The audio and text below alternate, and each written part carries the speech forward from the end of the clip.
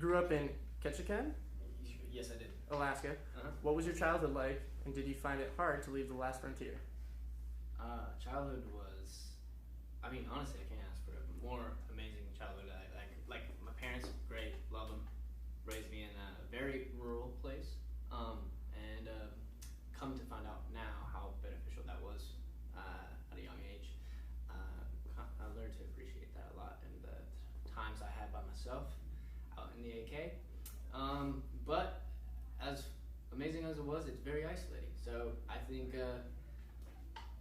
for a lot of reasons, I'm happy I was able to leave it, and I was excited to. And then, you know, I will hope to one day go back at some point. You were initially supposed to go to culinary school. What changed your mind, and what swayed you to acting instead? Well, we just didn't have good enough grades.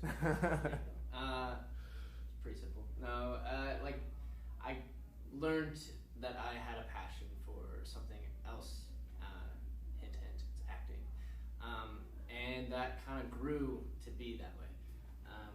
I didn't really know exactly that it was like something I for sure wanted to do until about a couple months before I graduated, and then it was like, all right, let's do it. One of your first roles on television was in Ryan Murphy's star-studded comedy drama series, A Politician. Yes. What was it like working with Ryan, and what did you take away from your experience working with the likes of Bette Midler, Gwyneth Paltrow, and Jessica Lange? I mean, first of all, it was an amazing experience. Great working with Ryan, and I gotta thank him again for casting me in that and taking an opportunity or a chance with me. That's an amazing experience. I didn't really have the honor to work with Gwyneth or you know, all the great, fantastic star-studded actors on that. I had only a couple scenes, and that was really much it. You've risen to fame thanks to the hit Netflix series Outer Banks. Yeah. Tell me more about the audition process and what made you audition for the role in the first place. So, when I got the audition, I mean, was just thankful to have it in the first place. Didn't really pick it; it just kind of like came into my lap, and I was so thankful that I could even audition in the first place. But kind of went through different characters, and that was you know, a really fun experience into knowing exactly what kind of like role I was going to play and getting to know the actual project rather than the characters. I got to know the project through 3 characters actually, and seeing it from their perspective, which was amazing.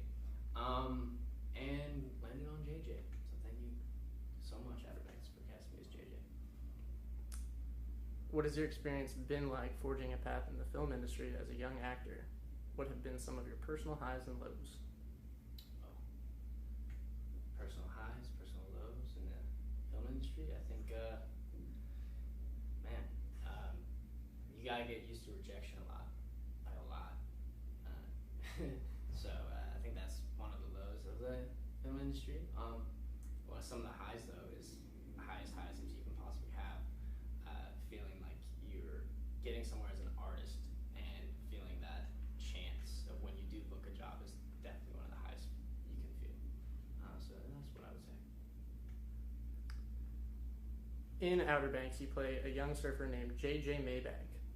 What aspects of yourself do you see reflected in your character, and why? Oof, reflected in my character. I see somebody who kind of does this, like, he really has his own opinion of things. I think I see that in JJ as well as myself. I think a difference is that I can listen to other opinions, and JJ's maybe not quite as you know, open-minded, I would say, but in some ways he is. So like really, I think the background work I did for JJ is that he just really wants to find stability. If it's friends, if it's financially, like there's just a yearn for something that he can really like trust, and that's that. Considering Outer Banks is made up of a young cast, what has your experience been like in terms of forging connections with your co-stars? Amazing. Can't ask for a better cast. It's always been a pleasure working with those guys. First season of Outer Banks ended on quite the cliffhanger, with John, Chase Stokes, and Sarah, Madeline Klein. being rescued by a passing cargo ship only to realize they can still retrieve the gold he stashed. Now the series has been renewed for the second season. What can you tell us about season 2 without revealing too much? Well, it was shot, so we got that in the bag. Coming July 30th, plugging it up. And then, not revealing too much, season 2 feels bigger. It's one of those things where the world is no longer just the Outer Banks. The world is, what's around the Outer Banks. Wink. And I think that's all I can say there. What other genres of fiction would you like to explore as an actor? Is there a particular genre that speaks to you more than others? I want to explore all corners of the craft. I think I want to see how many hats I can wear as an actor. I think that's going to be challenging. I think I would want to go into like a period piece, if possible, pretty soon. I think that's what I really want to do. Nice. While in high school, you participated in plays such as The Nutcracker or Oliver Twist and Oliver Twist. Would you like to do more theater, and do you have any dreams of Broadway? Oh, yes. Oh, yes. I would love to figure out